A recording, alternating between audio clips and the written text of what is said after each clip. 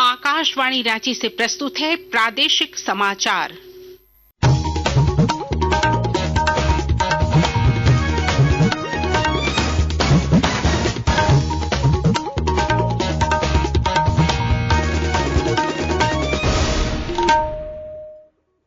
नमस्कार, समाचारों के साथ मैं नीलम कुमार। पहले मुख्य समाचार। केंद्र सरकार की गांवों के सशक्तिकरण की एक और पहल। प्रधानमंत्री नरेंद्र मोदी आज स्वामित्व योजना के अंतर्गत 65 लाख से अधिक संपत्ति कार्ड का करेंगे वितरण। मुख्यमंत्री हेमंत सोरेन ने SC/ST के कल्याण के लिए केंद्र और राज्य को मिलकर काम करने पर दिया जोर। कहा, नीतियों को योजनाबद्ध तरीके से धरातल पर उतारने की जरूरत। सहायक आचार्य भर्ती परीक्षा को लेकर झारखंड हाई कोर्ट का बड़ा फैसला। पारा शिक्षकों को नियुक्ति परीक्षा में नहीं मिलेगी छूट।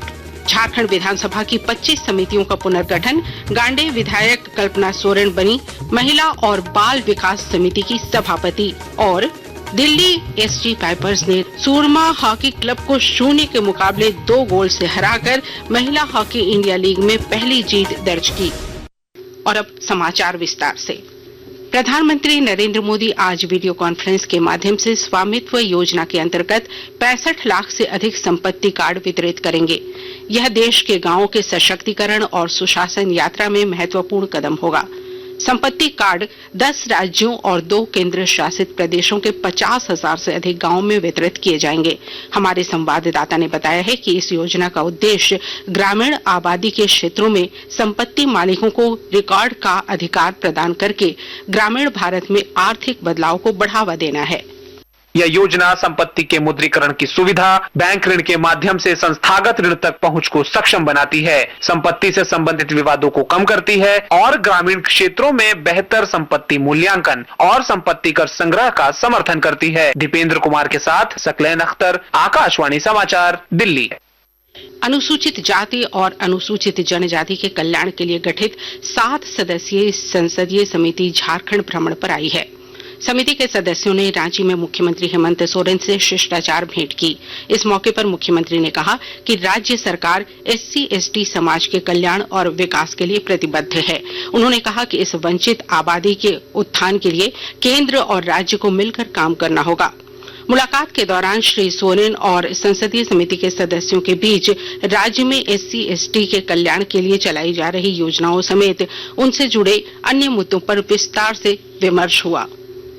संसद का बजट सत्र 31 जनवरी से शुरू होगा। सत्र के पहले दिन राष्ट्रपति द्रौपदी मुर्मू लोकसभा और राज्यसभा की संयुक्त बैठक को संबोधित करेंगी। वित्त मंत्री निर्मला सीतारामन 1 फरवरी को केंद्रीय बजट पेश करेंगी। बजट सत्र का पहला चरण 13 फरवरी तक चलेगा, जबकि दूसरा चरण 10 मार्च से 4 अप्रैल तक होगा। झारखंड हाई कोर्ट ने राज्य सहायक आचार्य नियुक्ति परीक्षा को लेकर बड़ा फैसला सुनाया है। अदालत ने पारा शिक्षकों को क्वालिफाइंग मार्क्स में छूट देने के प्रावधान को रद्द कर दिया है। मुख्य न्यायाधीश MS रामचंद्र राव और न्यायाधीश दीपक रोशन की अदालत ने इस मामले में 11 दिसंबर को सुनवाई पूरी कर फैसला सुरक्षित रख परिणाम पर रोक लगा दी थी। राज्य के सरकारी स्कूलों में 26,000 पदों पर नियुक्ति के लिए नियुक्ति परीक्षा ली गई है। झारखंड विधानसभा की 25 समितियों का पुनर्गठन किया गया है। विधानसभा अध्यक्ष रविंद्रनाथ महतो ने इसकी अधिसूचना जारी कर दी है। गांडे से विधायक और मुख्यमंत्री हेमंत सोरेन की पत्नी को महिला और बाल विकास समिति की सभापति बनाया गया है। वहीं बरही के भाजपा विधायक मनोज कुमार यादव महत्वपूर्ण लोक लेखा समिति के अध्यक्ष होंगे। 3 अन्य समितियों के अध्यक्ष खुद स्पीकर होंगे। पूर्व मुख्यमंत्री चंपाई सोरेन की तबीयत बिगड़ गई है। उन्हें जमशेदपुर के TMH में भर्ती कराया गया है। उनकी स्थिति बेहतर है। इस बीच भाजपा के प्रदेश अध्यक्ष बाबूलाल मरांडी ने उनके जल्द स्वस्थ होने की कामना की है।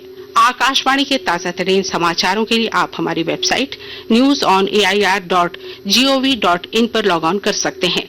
ताजा समाचार X handle @AIR news alerts और Facebook page All India Radio News पर भी उपलब्ध है। आप प्रादेशिक समाचार एकांश के X handle @AIR news _Ranchi और फेसबुक, इंस्टाग्राम पेज तथा YouTube channel AIR news Ranchi पर भी हमारे बुलेटिन सुन सकते हैं। प्रादेशिक समाचार आप आकाशवाणी रांची से सुन रहे हैं।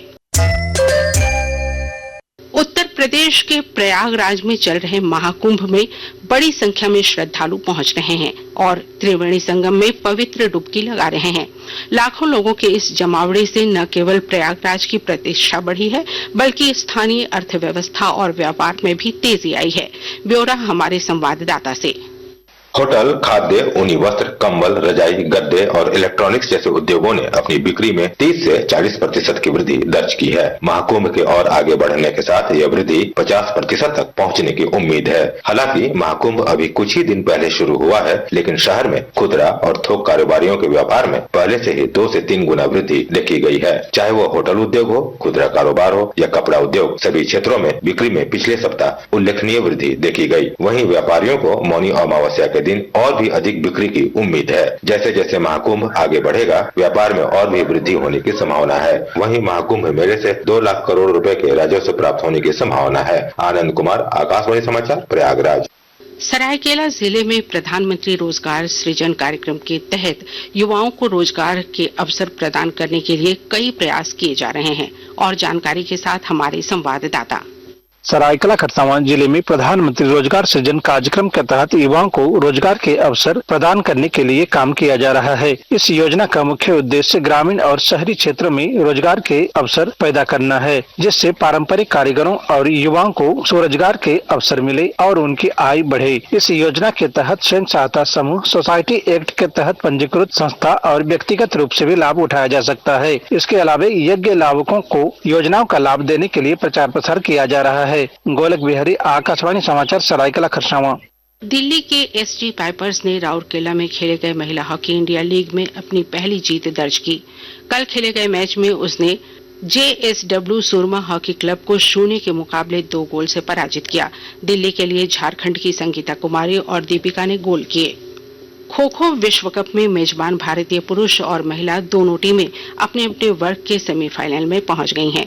दोनों ही टीमों ने पूरे टूर्नामेंट में शानदार प्रदर्शन कर अपने सभी मैचों में जीत हासिल की है। नई दिल्ली के इंदिरा गांधी इंडोर स्टेडियम में कल क्वार्टर फाइनल में भारतीय पुरुष टीम ने श्रीलंका को 40 के मुकाबले 100 अंक से हराया। रामजी कश्यप को मैच का सर्वश्रेष्ठ खिलाड़ी चुना गया, जबकि वी सुब्रमणी को सर्वश्रेष्ठ अटैकर का पुरस्कार मिला। श्रीलंका के ससीनाडू मैच के सर्वश्रेष्ठ डिफेंडर चुने गए। वहीं भारतीय महिला टीम ने भी कल क्वार्टर फाइनल में बांग्लादेश को 109 के मुकाबले 16 अंकों से हराया। कप्तान प्रियंका इंगले की अगुवाई में टीम ने मैच के सभी 4 टर्न में दबदबा बनाए रखा। भारतीय महिला टीम ने टूर्नामेंट में लगातार चौथे मैच में 100 अंक का आंकड़ा पार किया। अश्विनी शिंदे को मैच का सर्वश्रेष्ठ खिलाड़ी चुना गया, जबकि रितु रानी सेन को सर्वश्रेष्ठ अटैकर का पुरस्कार मिला। मगई माझी मैच की सर्वश्रेष्ठ डिफेंडर चुनी गई। राजधानी रांची समेत राज्य भर में फिलहाल ठंड से राहत मिलने की उम्मीद नहीं है। मौसम विभाग के अनुसार अगले 5 दिनों तक न्यूनतम तापमान में कोई बड़े बदलाव की संभावना नहीं है। विभाग ने बताया कि 18 और 19 जनवरी को राज्य के कुछ इलाकों में सुबह में हल्के मध्यम दर्जे का कोहरा छाया रहेगा। इसके बाद आसमान साफ हो जाएगा।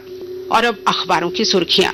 राज्य से प्रकाशित सभी प्रमुख अखबारों ने पारा शिक्षकों को सहायक आचार्य नियुक्ति परीक्षा में छूट नहीं देने के झारखंड हाईकोर्ट के फैसले को प्रमुखता से प्रकाशित किया है। हिंदुस्तान ने लिखा है, पारा शिक्षकों को नियुक्ति परीक्षा में नहीं मिलेगी छूट। प्रभात खबर की सुर्खी है, अर्जुन पुरस्कार लेने वाले सलीमा झारखंड की पहली महिला हॉकी खिलाड़ी। दैनिक जागरण लिखता है, कल्पना बनी विधानसभा की पहली बाल विकास समिति की सभापति। दैनिक भास्कर ने रांची के तिरु फॉल में डूबने से 2 भाइयों समेत 3 की मौत की खबर को प्रमुखता से प्रकाशित किया है। रांची एक्सप्रेस के शब्द हैं, झारखंड की बेटी सलीमा टेटे को मिला अर्जुन पुरस्कार। और अब अंत में मुख्य समाचार एक बार फिर। केंद्र सरकार की गांवों के सशक्तिकरण की एक और पहल। प्रधानमंत्री नरेंद्र मोदी आज स्वामित्व योजना के अंतर्गत 65 लाख से अधिक संपत्ति कार्ड का करेंगे वितरण। मुख्यमंत्री हेमंत सोरेन ने SC/ST के कल्याण के लिए केंद्र और राज्य को मिलकर काम करने पर दिया जोर। कहा, नीतियों को योजनाबद्ध तरीके से धरातल पर उतारने की जरूरत। सहायक आचार्य भर्ती परीक्षा को लेकर झारखंड हाई कोर्ट का बड़ा फैसला। पारा शिक्षकों को नियुक्ति परीक्षा में नहीं मिलेगी छूट। झारखंड विधानसभा की 25 समितियों का पुनर्गठन। गांडे विधायक कल्पना सोरेन बनी महिला और बाल विकास समिति की सभापति। और दिल्ली एसजी पाइपर्स ने सूरमा हॉकी क्लब को 0 के मुकाबले 2 गोल से हराकर महिला हॉकी इंडिया लीग में पहली जीत दर्ज की। इसके साथ ही आकाशवाणी रांची से प्रादेशिक समाचार का ये बुलेटिन समाप्त हुआ।